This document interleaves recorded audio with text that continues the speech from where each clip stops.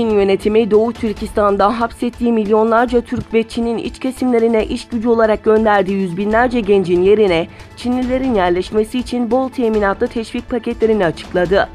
Turkistan Times'ın haberine göre Çin'in resmi genelgesinde Çin'in herhangi bir eyaletinden gönüllü olarak Doğu Türkistan'ın Hotan bölgesine yerleşenlere ev temin edileceği, istihdam sağlanacağı, yüksek lisans eğitimi düşünenlere tüm masrafların devlet tarafından karşılanacağı ve sosyal güvenlik sigortalarından tam yararlanacağı açıklandı.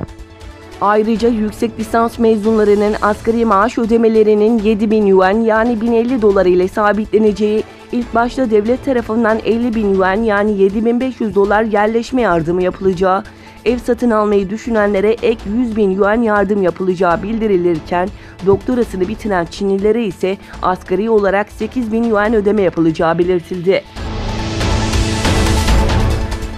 Doğu Türkistan'daki baskılarla ve toplama kamplarıyla gündemde olan Çin'de resmi olmayan rakamlara göre 2018'de 1000'e yakın infazın gerçekleştirildiği kaydedildi. Uluslararası Af Örgütü 2018 yılında dünya genelindeki idam oranının 1/3 azaldığını ve son 10 yıldan fazla bir süredir en düşük sayıya indiğini açıkladı. Uluslararası Af Örgütü 2018 yılındaki idam cezaları raporunu yayımladı. Rapora göre geçtiğimiz yıl 20 ülkede toplam 690 infaz gerçekleştirildi. En fazla infazın gerçekleştirildiği ülkelerden biri olan İran'da geçtiğimiz yıl idam cezalarında %50 düşüş kaydedildi. Sudan'da askeri müdahalenin ardından devlet başkanı Ömer El-Beşir istifa etmiş ve tutuklanmıştı. Arda arda meydana gelen gelişmelerin ardından Sudan Savunma Bakanı ve Askeri Geçiş Konseyi Başkanı Awad bin Av kendi isteğiyle görevinden ayrıldığını açıkladı.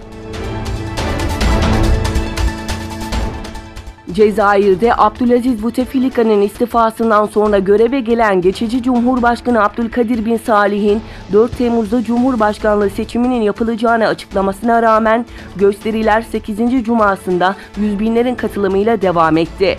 Göstericiler öğlen saatlerinden itibaren başkentin çeşitli meydanlarında toplanmaya başlayarak gösterilerin sembolü haline gelen Merkez Postane binası önündeki meydana doğru yürüdü. Fransa Dışişleri Bakanlığı Sözcüsü Agnes von der Mühl, İsrail hükümetinin işgal altındaki Batı Şeria'nın çeşitli yerlerinde bulunan Yahudi yerleşim birimlerine 4500 ek konut inşa etme kararını kınadı. İsrail'in 1967'de işgal ettiği Batı Şeria'da 250'ye yakın yasa dışı Yahudi yerleşim birimi bulunuyor ve buralarda 400 binden fazla Yahudi yerleşimci ikamet ediyor. Uluslararası hukuka göre işgal altındaki topraklarda tüm Yahudi yerleşim birimleri yasa dışı kabul ediliyor.